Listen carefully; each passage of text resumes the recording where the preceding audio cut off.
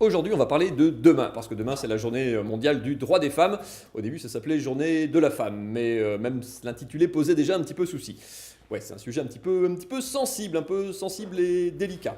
Alors au début, j'avais écrit sensible et délicat comme les femmes elles-mêmes.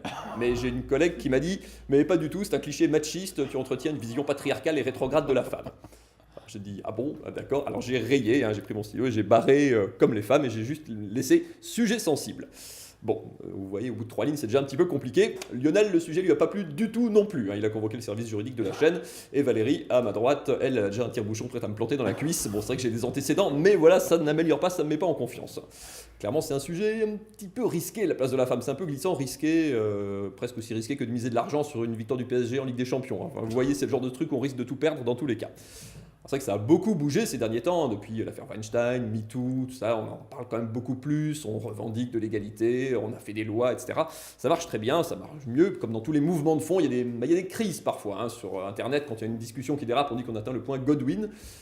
Sur les questions des femmes, il y a le point Bigard. C'est un peu pareil, c'est le moment où tout tout dérape, vraiment.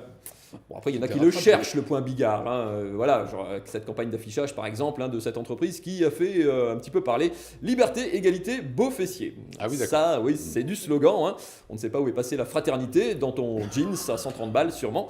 Bon, le temps, on peut citer la marque, histoire de lui faire de la pub ou pas, le temps des colonies, le temps des cerises, pardon, le temps des cerises. Bon, je me suis trompé d'un mot, eux, ils se sont trompés d'un siècle, chacun son problème. Parler du féminisme aujourd'hui, c'est parfois un peu dangereux, même quand on veut en parler avec humour. J'ai eu beaucoup de mal à écrire ce papier. Enfin, c'est surtout risqué quand on est un homme en l'occurrence. C'est toujours plus facile, a priori, pour une femme de se moquer d'une femme ou de faire de l'humour sur une femme, comme pour un juif de faire de l'humour juif, parfois ça passe mieux. Alors, il y a des fois où je me dis que ce serait plus simple si j'étais une femme noire, juive, homosexuelle, lorraine. Non, pas lorraine, faut quand même pas déconner quand même. Mais enfin voilà, ça me servirait d'alibi un petit peu. Genre un juif qui fait de l'humour juif, ça prête pas à confusion, on peut pas le taxer d'antisémitisme, il a une espèce d'alibi.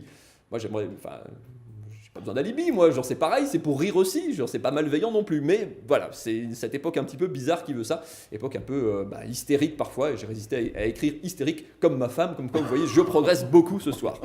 Et puis de toute façon, on est contrôlé, ça rigole pas, on dit que les hommes tiennent toutes les commandes, le pouvoir partout.